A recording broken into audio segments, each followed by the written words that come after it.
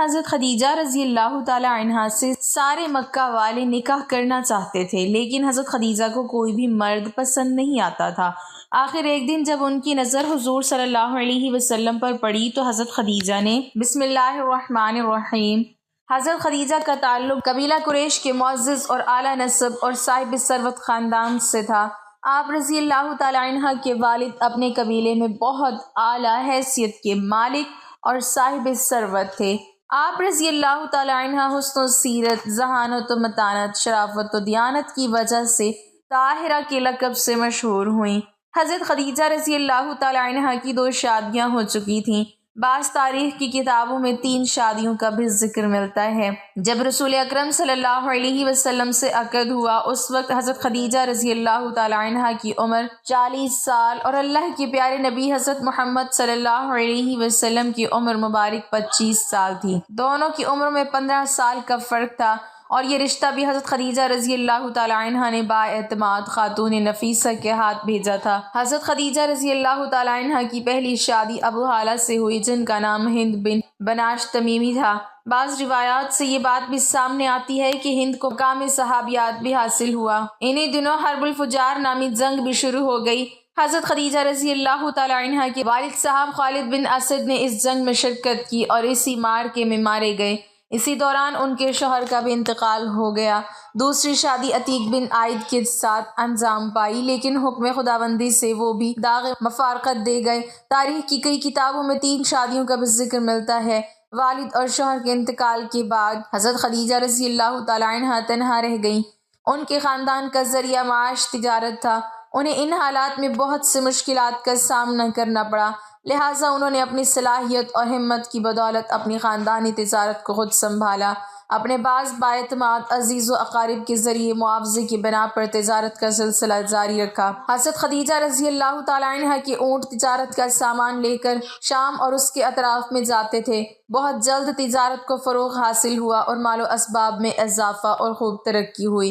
ان دنوں حضرت سیدہ خدیجہ رضی اللہ تعالی عنہ ایک ایسے شخص کی تلاش میں تھیں جو راست باز، نیک، پاکیزہ اخلاق کا مالک ہو، تاکہ وہ ملازمین پر نگاہ رکھ سکے اور وہ بے فکر ہو جائیں۔ اللہ کے نبی حضرت محمد صلی اللہ علیہ وسلم کے چچا ابو طالب کو اس بات کا علم تھا، چنانچہ ابو طالب نے اس بات کا ذکر اپنے بھتیجے حضرت محمد صلی اللہ علیہ وسلم سے کیا۔ ناظرین، جیسے ہی آپ صلی اللہ علیہ وسلم اپنی جوانی کی عمر کو پہنچے تو آپ کے چچا ابو طالب کی توقعات آپ سے بڑھنے لگیں۔ روایات میں آتا ہے چونکہ اب نبی صلی اللہ علیہ وسلم جوان ہو چکے تھے تو ابو طالب نے آپ سے کہا، اے بھتیجے، میں ایک بہت غریب آدمی ہوں اور قحط سالی کی وجہ سے اور زیادہ سخت حالات کا سامنا ہے۔ کافی عرصے سے خشک سالی کا دور چل رہا ہے، کوئی ایسا ذریعہ نہیں کہ اپنا کام چلا سکیں، اور نہ ہماری کوئی تجارت ہے۔ ایک تجارتی قافلہ شام جانے والا ہے، اس میں قریش کے لوگ شامل ہیں۔ قریش کی ایک خاتون خدیجہ بنت خویلد شام کی طرف اپنا تجارتی سامان بھیجا کرتی ہیں۔ جو شخص ان کا مال لے کر جاتا ہے وہ اپنی اجرت ان سے طے کر لیتا ہے۔ اب اگر تم ان کے پاس جاؤ اور ان کا مال لے جانے کی پیشکش کرو تو وہ ضرور اپنا مال تمہیں دے دیں گی، کیونکہ تمہاری امانت داری کی شہرت ان تک پہنچ چکی ہے۔ اگرچہ میں اس بات کو پسند نہیں کرتا کہ تم شام کے سفر پر جاؤ، یہودی تمہارے دشمن ہیں، لیکن حالات کی وجہ سے میں مجبور ہوں، اس کے علاوہ کوئی چارہ بھی تو نہیں۔ یہاں تک کہہ کر ابو طالب خاموش ہو گئے۔ تب آپ نے فرمایا، ممکن ہے وہ خاتون خود میرے پاس کسی کو بھیجیں۔ یہ بات آپ نے اس لیے کہی تھی کہ سیدہ خدیجہ رضی اللہ تعالی عنہ کو ایک بااعتماد آدمی کی ضرورت تھی، اور اس وقت مکہ میں آپ سے زیادہ شریف، پاک باز، امانت دار، سمجھدار اور قابل اعتماد آدمی کوئی نہیں تھا۔ ابو طالب اس وقت بہت پریشان تھے۔ آپ کی یہ بات سن کر انہوں نے کہا، اگر تم نہ گئے تو مجھے ڈر ہے وہ کسی اور سے معاملہ طے کر لیں گی۔ یہ کہہ کر ابو طالب اٹھ گئے۔ ادھر آپ کو یقین سا تھا کہ سیدہ خدیجہ رضی اللہ تعالی عنہ خود ان کی طرف کسی کو بھیجیں گی، اور ہوا بھی یہی۔ سیدہ خدیجہ رضی اللہ تعالی عنہ نے اللہ کے رسول صلی اللہ علیہ وسلم کو بلا بھیجا، پھر آپ سے کہا، میں نے آپ کی سچائی، امانت داری اور نیک اخلاق کے بارے میں سنا ہے، اور اسی وجہ سے میں نے آپ کو بلوایا ہے۔ جو معاوضہ آپ کی قوم کے دوسرے آدمیوں کو دیتی ہوں، آپ کو ان سے دگنا دوں گی۔ آپ نے ان کی بات منظور فرما لی۔ پھر آپ اپنے چچا ابو طالب سے ملے، انہیں یہ بات بتائی۔ ابو طالب سن کر بولے، یہ روزی تمہارے لیے اللہ نے پیدا فرمائی ہے۔ اس کے بعد آپ صلی اللہ علیہ وسلم سیدہ خدیجہ رضی اللہ تعالی عنہ کا سامان تجارت لے کر شام کی طرف روانہ ہوئے۔ سیدہ خدیجہ رضی اللہ تعالیٰ عنہ کی غلام میسرہ آپ صلی اللہ علیہ وسلم کے ساتھ تھے۔ روانگی کے وقت حضرت خدیجہ رضی اللہ تعالیٰ عنہ نے میسرہ سے کہا کسی معاملے میں ان کی نافرمانی نہ کرنا، جو یہ کہیں وہی کرنا، ان کی رائے سے اختلاف نہ کرنا۔ آپ صلی اللہ علیہ وسلم کے سب چچاؤں نے قافلے والوں سے آپ کی خبر گیری رکھنے کی درخواست کی۔ اس کی وجہ یہ بھی تھی کہ ذمہ داری کے لحاظ سے یہ آپ صلی اللہ علیہ وسلم کا پہلا تجارتی سفر تھا، گویا آپ صلی اللہ علیہ وسلم اس کام میں بالکل نئے تھے۔ ادھر آپ صلی اللہ علیہ وسلم روانہ ہوئے، ادھر آپ صلی اللہ علیہ وسلم کا معجزہ شروع ہو گیا۔ ایک بدلی نے آپ صلی اللہ علیہ وسلم کے اوپر سایہ کر لیا، آپ صلی اللہ علیہ وسلم کے ساتھ ساتھ چلنے لگی۔ جب آپ صلی اللہ علیہ وسلم شام پہنچے تو بصرہ شہر کے بازار میں ایک درخت کے سائے میں اترے۔ یہ درخت ایک عیسائی راہب نستورہ کی خانقاہ کے سامنے تھا۔ اس راہب نے میسرہ کو دیکھا تو خانقاہ سے نکل آیا۔ اس وقت اس نے آپ صلی اللہ علیہ وسلم کو دیکھا۔ آپ صلی اللہ علیہ وسلم درخت کے نیچے ٹھہرے ہوئے تھے۔ اس نے میسرہ سے پوچھا یہ شخص کون ہے جو اس درخت کے نیچے موجود ہے؟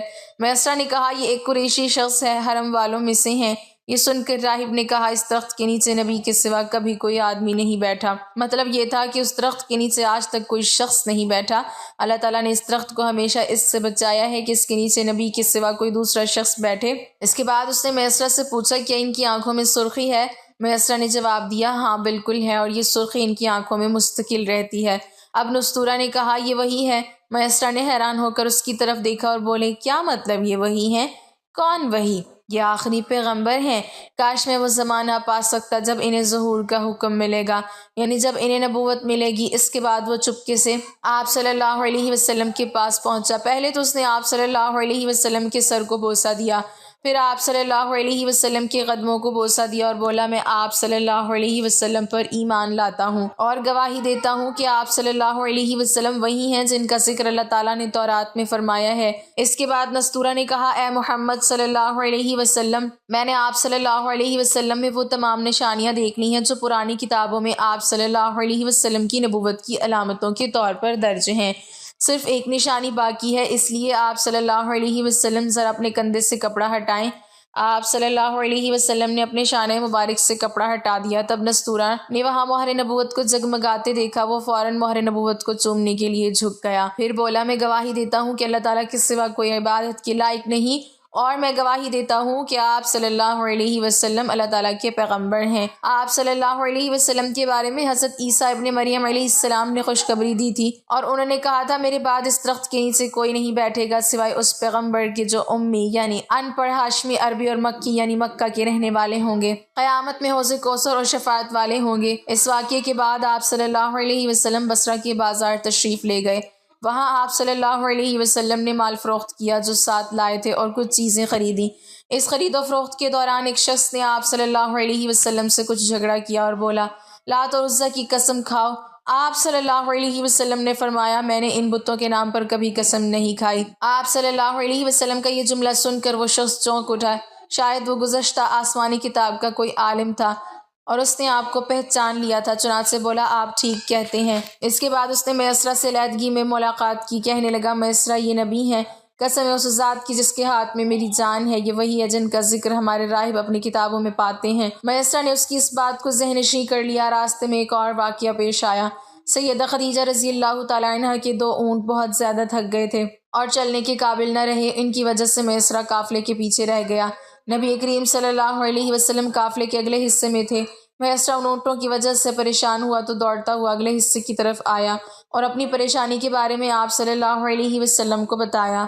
آپ صلی اللہ علیہ وسلم اس کے ساتھ ان دونوں اونٹوں کے پاس تشریف لائے، ان کی کمر اور پچھلے حصے پر ہاتھ پھیرا، کچھ پڑھ کر دم کیا۔ آپ کا ایسا کرنا تھا کہ اونٹ اسی وقت ٹھیک ہو گئے اور اس قدر تیز چلنے لگے کہ قافلے کے اگلے حصے میں پہنچ گئے۔ اب وہ منہ سے آوازیں نکال رہے تھے اور چلنے میں جوش و خروش کا اظہار کر رہے تھے۔ پھر قافلے والوں نے اپنا سامان فروخت کیا۔ اس بار انہیں اتنا نفع ہوا کہ پہلے کبھی نہیں ہوا تھا۔ چنانچہ میسرہ نے آپ سے کہا اے محمد، ہم سالہ سال سے سیدہ خدیجہ رضی اللہ تعالیٰ عنہ کے لیے تجارت کر رہے ہیں، مگر اتنا زبردست نفع ہمیں کبھی نہیں ہوا جتنا اس بار ہوا ہے۔ آخر قافلہ واپس مکہ کی طرف روانہ ہوا۔ میسرہ نے اس دوران صاف طور پر یہ بات دیکھی کہ جب گرمی کا وقت ہوتا تھا اور نبی کریم صلی اللہ علیہ وسلم اپنے اونٹ پر ہوتے تو 2 فرشتے دھوپ سے بچانے کے لیے آپ صلی اللہ علیہ وسلم پر سایہ کیے رہتے تھے۔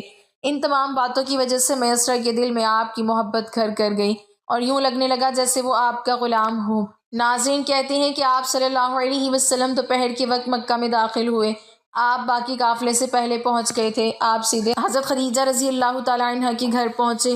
وہ اس وقت چند عورتوں کے ساتھ بیٹھی تھیں۔ انہوں نے دور سے آپ کو دیکھ لیا۔ آپ اونٹ پر سوار تھے اور 2 فرشتے آپ پر سایہ کیے ہوئے تھے۔ حضرت خدیجہ رضی اللہ تعالیٰ عنہ نے یہ منظر دوسری عورتوں کو بھی دکھایا۔ وہ سب بہت حیران ہوئیں۔ اب آپ صلی اللہ علیہ وسلم نے حضرت خدیجہ رضی اللہ تعالیٰ عنہ کو تجارت کے حالات سنائے، منافع کے بارے میں بتایا۔ اس مرتبہ پہلے کی نسبت دگنا منافع ہوا تھا۔ حضرت خدیجہ رضی اللہ تعالیٰ عنہ بہت خوش ہوئیں۔ انہوں نے پوچھا میسرہ کہاں ہے؟ آپ نے بتایا وہ ابھی پیچھے ہے۔ یہ سن کر سیدہ نے کہا آپ فوراً اس کے پاس جائیے، اسے جلد از جلد میرے پاس لائیے۔ آپ واپس روانہ ہوئے۔ حضرت خدیجہ رضی اللہ تعالیٰ عنہ نے دراصل آپ کو اس لیے بھیجا تھا کہ وہ پھر سے وہی منظر دیکھنا چاہتی تھی، جاننا چاہتی تھی کیا اب بھی فرشتے ان پر سایہ کرتے ہیں یا نہیں۔ جو ہی آپ روانہ ہوئے یہ اپنے مکان کے اوپر چڑھ گئیں اور وہاں سے آپ کو دیکھنے لگیں۔ آپ کی شان اب بھی وہی نظر آئی۔ اب انہیں یقین ہو گیا کہ ان کی آنکھوں نے دھوکہ نہیں کھایا۔ کچھ دیر بعد آپ صلی اللہ علیہ وسلم میسرہ کے ساتھ ان کے پاس پہنچ گئے۔ حضرت خدیجہ رضی اللہ تعالیٰ عنہ نے میسرہ سے کہا میں نے ان پر 2 فرشتوں کو سایہ کرتے ہوئے دیکھا ہے، کیا تم نے بھی کوئی ایسا منظر دیکھا ہے؟ جواب میں میسرہ نے کہا میں تو یہ منظر اس وقت سے دیکھ رہا ہوں جب قافلہ یہاں سے شام جانے کے لیے روانہ ہوا تھا۔ اس کے بعد میسرہ نے نستورہ سے ملاقات کا حال سنایا۔ دوسرے آدمی نے جو کہا تھا وہ بھی بتایا جس نے لات و عزیٰ کی قسم کھانے کے لیے کہا تھا۔ پھر اونٹوں والا واقعہ بتایا۔ یہ تمام باتیں سننے کے بعد سیدہ خدیجہ رضی اللہ تعالیٰ عنہ نے آپ کو طے شدہ اجرت سے دگنا دی، جبکہ طے شدہ اجرت پہلے ہی دوسرے لوگوں کی نسبت دگنا تھی۔ ان تمام باتوں سے سیدہ خدیجہ رضی اللہ تعالیٰ عنہ بہت حیران ہوئیں۔ اب وہ اپنے چچا زاد بھائی ورقہ بن نوفل سے ملی۔ یہ پچھلی کتابوں کے عالم تھے۔ سیدہ خدیجہ رضی اللہ تعالیٰ عنہ نے انہیں جو کچھ خود دیکھا اور میسرہ کی زبانی سنا تھا وہ سب کہہ سنایا۔ ورقہ بن نوفل اس وقت عیسائی مذہب سے تعلق رکھتے تھے، اس سے پہلے وہ یہودی تھے۔ سیدہ خدیجہ رضی اللہ تعالیٰ عنہ کی تمام باتیں سن کر ورقہ بن نوفل نے کہا خدیجہ اگر یہ باتیں سچ ہیں تو سمجھ لو محمد اس امت کے نبی ہیں۔ میں یہ بات جان چکا ہوں کہ وہ اس وقت امت کے ہونے والے نبی ہیں۔ دنیا کو انہی کا انتظار تھا، یہی ان کا زمانہ ہے۔ ناظرین یہاں یہ بات بھی واضح ہو جائے کہ نبی اکرم صلی اللہ علیہ وسلم نے سیدہ خدیجہ رضی اللہ تعالیٰ عنہ کے لیے تجارتی سفر صرف ایک بار ہی نہیں کیا، چند سفر اور بھی کیے۔ یاد رہے کہ سیدہ خدیجہ رضی اللہ تعالیٰ عنہ ایک شریف اور پاک باز خاتون تھیں، نسب کے اعتبار سے بھی قریش میں سب سے اعلیٰ تھیں۔ انہیں قریش کی سیدہ کہا جاتا تھا۔ قوم کے بہت سے لوگ ان سے نکاح کے خواہش مند تھے۔ کئی نوجوانوں کے پیغام ان تک پہنچ چکے تھے لیکن انہوں نے کسی کے پیغام کو قبول نہیں کیا تھا۔ نبی اکرم صلی اللہ علیہ وسلم تجارت کے سفر سے واپس آئے تو آپ صلی اللہ علیہ وسلم کی خصوصیات دیکھ کر اور آپ کی باتیں سن کر وہ آپ صلی اللہ علیہ وسلم سے بہت متاثر ہو چکی تھیں، لہٰذا انہوں نے ایک خاتون نفیسہ بنت منیہ کو آپ کی خدمت میں بھیجا۔ انہوں نے آ کر سب سے کہا کہ اگر کوئی دولت مند اور پاک باز خاتون خود آپ کو نکاح کی پیشکش کرے تو کیا آپ مان لیں گے؟ ان کی بات سن کر آپ صلی اللہ علیہ وسلم نے فرمایا وہ کون ہے؟ نفیسہ نے فوراً کہا خدیجہ بنت خویلد۔ آپ نے انہیں اجازت دے دی۔ نفیسہ بنت منیہ سیدہ خدیجہ رضی اللہ تعالیٰ عنہ کے پاس آئیں، انہیں ساری بات بتائی۔ سیدہ خدیجہ رضی اللہ تعالیٰ عنہ نے اپنے چچا عمر بن اسد کو اطلاع کرائی تاکہ وہ آ کر نکاح کر دیں۔ ناظرین آپ کو بتاتے چلیں کہ سیدہ خدیجہ رضی اللہ تعالیٰ عنہ کی اس سے پہلے 2 مرتبہ شادی ہو چکی تھی۔ ان کا پہلا نکاح عتیق بن مائد سے ہوا تھا، اس سے بیٹی ہندہ پیدا ہوئی تھی۔ عتیق کے فوت ہو جانے کے بعد سیدہ کا دوسرا نکاح ابو حالہ نامی شخص سے ہوا تھا۔ ابو حالہ کی وفات کے بعد سیدہ خدیجہ رضی اللہ تعالیٰ عنہ بیوگی کی زندگی گزار رہی تھیں کہ انہوں نے آپ صلی اللہ علیہ وسلم سے نکاح کا ارادہ کر لیا۔